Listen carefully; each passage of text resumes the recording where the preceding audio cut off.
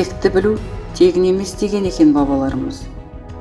Найман тайпасының тарихы мен мәдениеті қазақ халқының тарихының бір бөлігі болып табылады. Әр атадан шыққан ұрпақтар өздерінің ерлігімен, даналығымен және шешендігімен танымал болған. Шежіре жазу бұл тек қана өткенді еске түсіру емес, сонымен қатар ұрпақтарға аманат етіп қалдыру. Жеті атасын білген ұл жеті жұртқа жөн болар деген аталы сөзді арқау етіп, Матай атадан тараған ұрпақ бабаларының салған жолын, ізін, өнегелі істерін ел, жұрт, ұрпағы білсін деген мақсатты көздеген. Қазақтарда жеті атаға дейін тегін білу тиістігі өнегелі дәстүрге айналған. Өзіңді танығың келсе, тегіңді біл дейді атам қазақ. Найман тайпасынан тараған Белгібай, Сүйініш, Қытай, Төлегетай арғы аталары. Одан кейінгі Төлегетайдың жалғасы Қаракерей, Матай, Садыр төрт ұл болса, Матай ұлдан аталық Қаптағай кенже тарайды екен. Қаптағайдан Тәшке, Тәшкеден Асқар, одан Ғинаят ұрпағы тарады.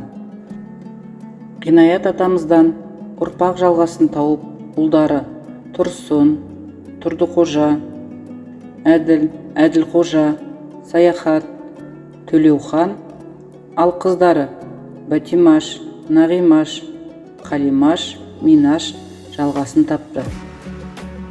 Ғинаят атамыз Қытай Халық Республикасында туылған. Мүкәммал әжемізбен сол жақта отау құрып, 1955 жылы Қытайдан Қазақстанға елім жерім деп отанына оралған. Еліміздің шығысына, яғни қазіргі Абай облысы, Үржар ауданы, Көкөзек ауылына тұрақтап, тамырын сол жерде жайды. Ғинаят атаның қызы Бәтимаш апай мен Әмресен жезденің ұрпақтары Рысқали, Жұмағали, Дүйсенғали, Гүлнар, Алма, Анар, Гүлзия, Тұрсын атамыз бен Зағипа апамыздың ұрпақтары.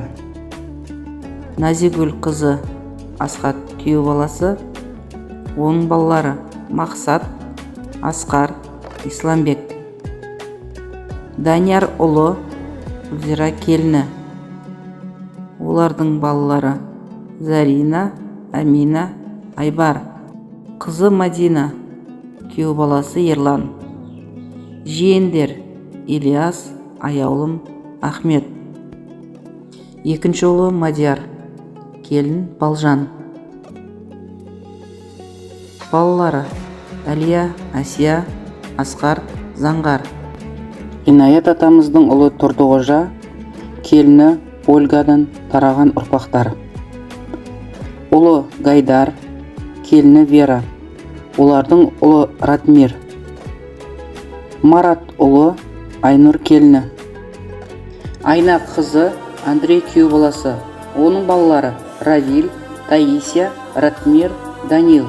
Қайнар оның ұлдары Расыл, Рашид. Жайнар ұлы Валентина келіні. Жанна қызы, оның қызы Алина. Әділқожа атамыз бен Сәуле апамыздың үрімбұтақтары. Ұлы Зуфар, келіні Жания.